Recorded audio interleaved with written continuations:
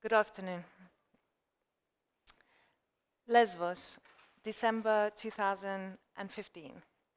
I'm standing on a hill next to the official refugee registration camp of the island. On average, there are 700 refugees making their way to us per day. It's pouring with rain. The bin bag I'm wearing over my shoulders doesn't really make do. Neither do my means. A family of 5 all need dry clothes and shoes. A man travels alone carrying a bag filled with his belongings over his shoulders. A little girl holds her guardian's hands. She looks tired, hungry. Hundreds walk up the hill in a deafening silence, yet it's still the beginning. On they tread to unknown destinations, an ambiguous process, a failed humanity, perhaps. I try and determine their nationality, their needs, their anguish. I ask the same questions over and over again. What's your name? Are you cold?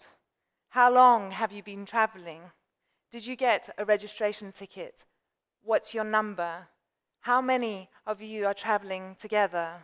Is there a baby traveling with you? Where are you heading?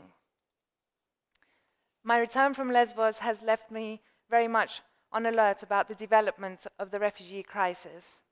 Yet, there are 2 fundamental truths that have derived from my journey.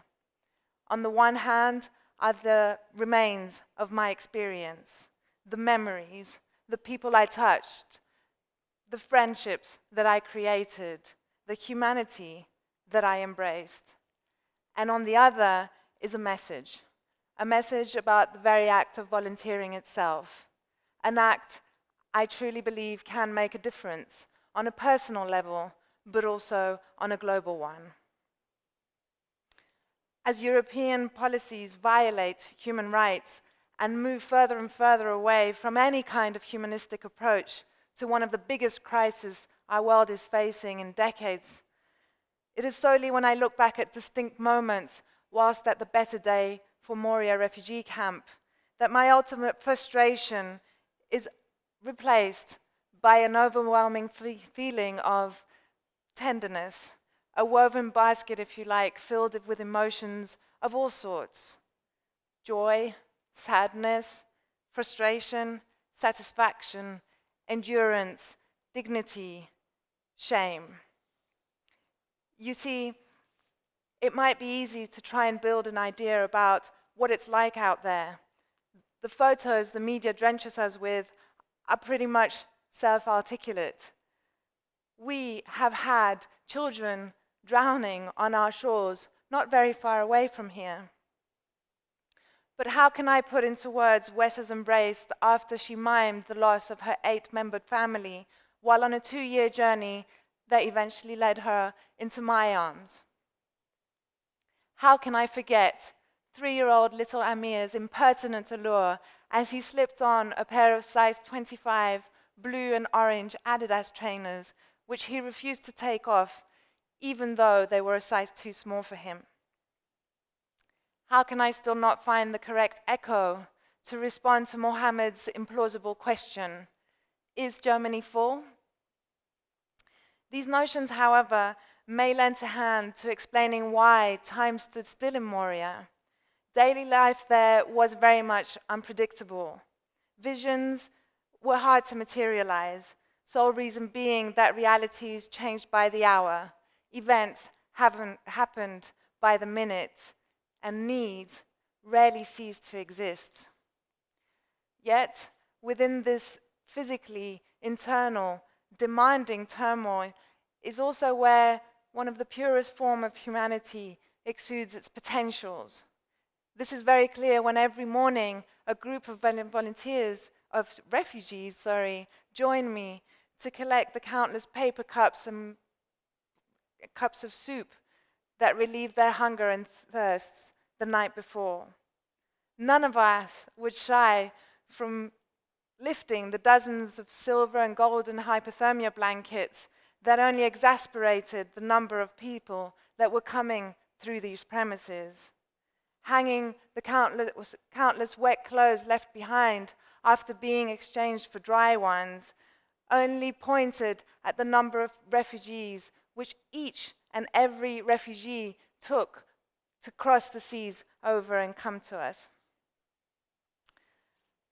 On a sunny afternoon, a young Afghan took initiative and began helping a group of volunteers that were manning a tent that provided tea and soup on a 24-hour basis.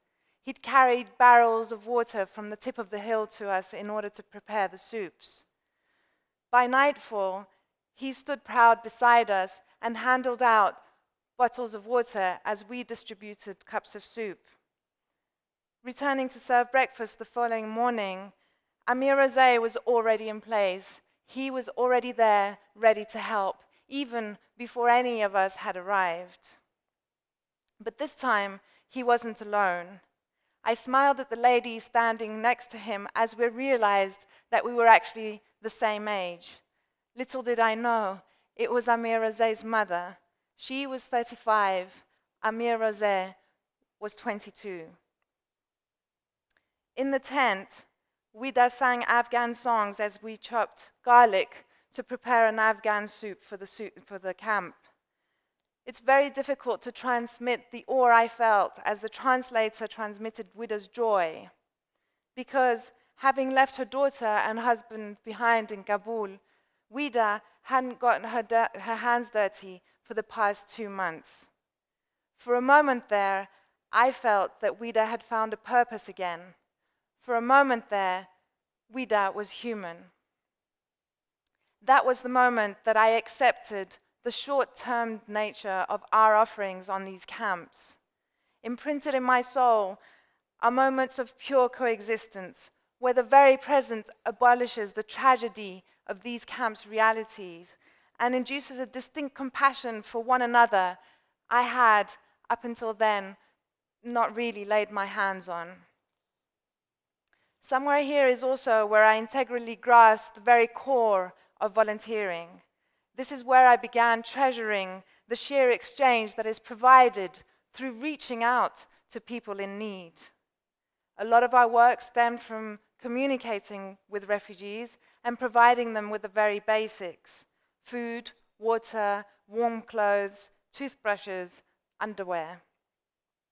Yet I was also recurrently reminded about how far compassion can go, how a smile or an embrace can lend to their unimaginable stories and journeys, how spending time with little children relieved the anguish of mothers for a little while, and how life on camp was all about functioning on a pure human, intuitive level.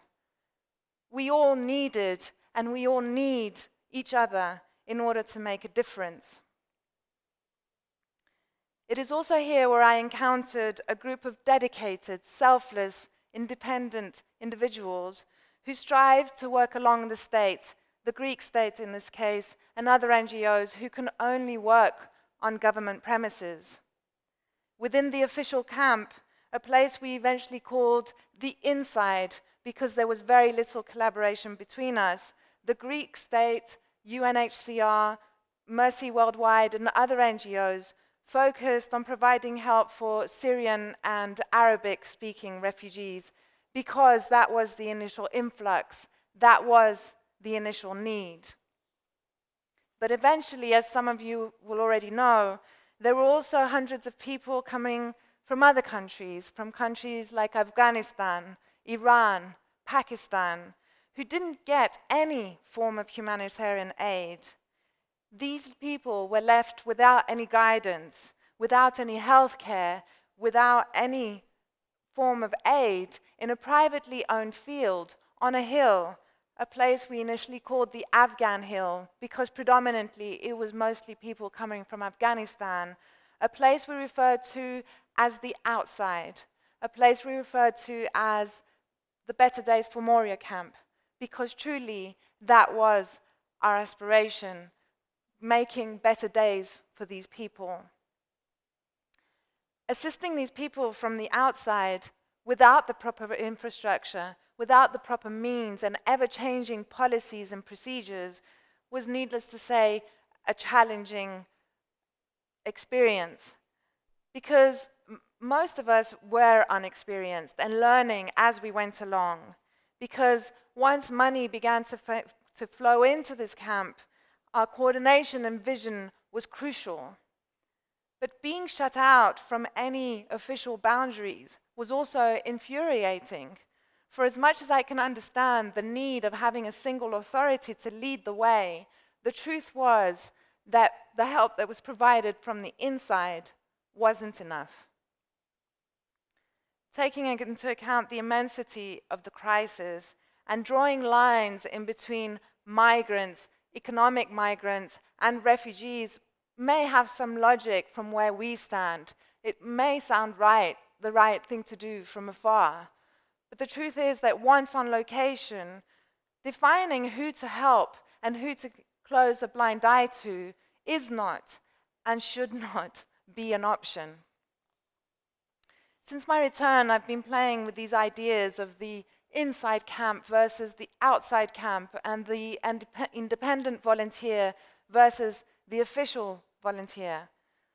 But living in the 21st century, it has to be said that people like you and me come and still go and lend a helping hand through with substantial amount of money that they have collected through crowdfunding initiatives and social networks.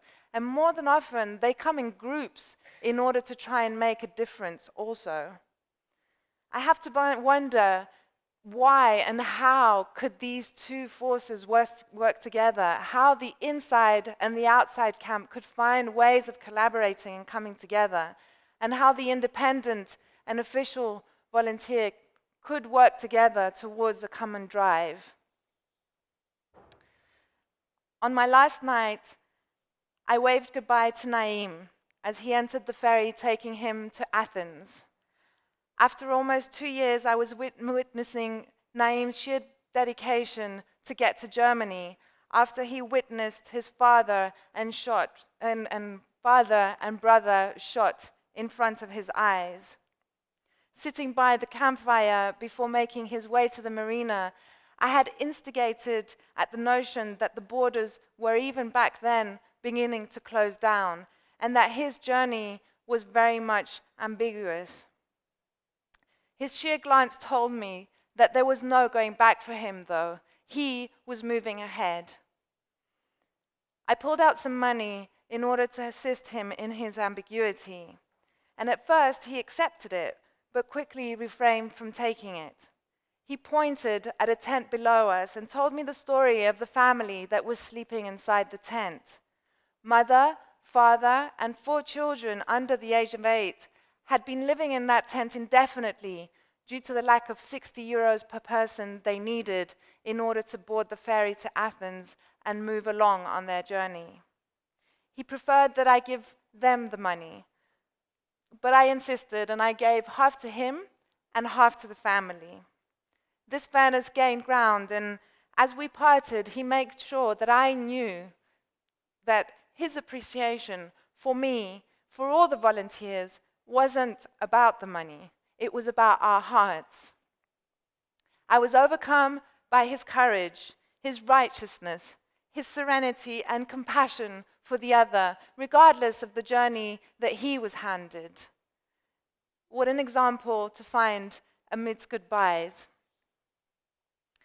Naim's photo stands on my desk, and on many occasions I think about the journey that he has made. As some of you will know, the Balkan route, as we call it, the route that has led so many refugees through Europe, is now closed. The Better Days for Moria refugee camp, as we speak, also no longer exists. Since March, the camp was forced to close down under a new European legislation. To this end, Naim may have been one of the lucky ones who made it to his final destination. Naim is now in Germany waiting to be reunited with his family. But today, Moria has been turned into a detention center, a prison filled with souls who have lost or have very little hope for their future. When I speak to refugees upon my visits to the Cofino refugee camp here in Larnaca, I realize that my experience in Moria might be somewhat outdated.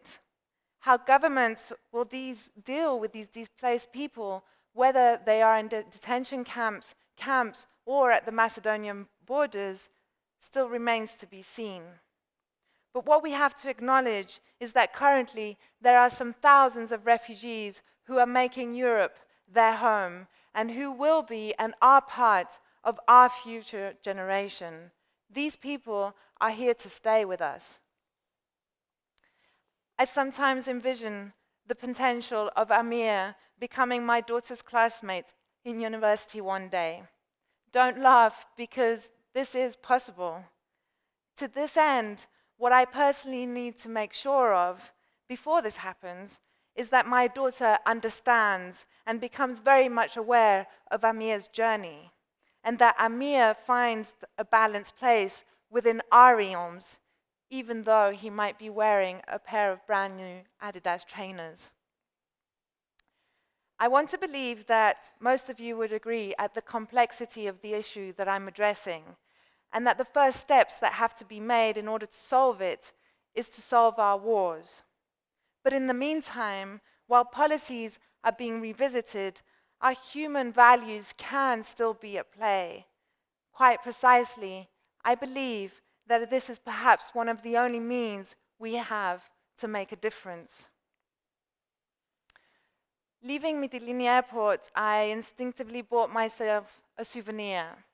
I don't usually buy souvenirs when traveling, yet it made sense this time. I needed something to remind me of the raw reality that I had become part of. I needed a means to carry every single person, notion, vision, despair, truth, and hope back with me, to make sure that my reality check back home was one that would urge me to continue reaching out to these people. Because solidarity is the only way forward, and because life as we know it today is not coherent with our core human values. I feel a huge responsibility towards these people and towards the crisis. But having said that, I also feel that deep down, there shouldn't be a need for people to volunteer. There shouldn't be a need for you or me to press pause in our lives for a little while in order to tend to other people's lives. This is probably why I'd rather call myself a human than a volunteer, because that's what we all are, human. Thank you.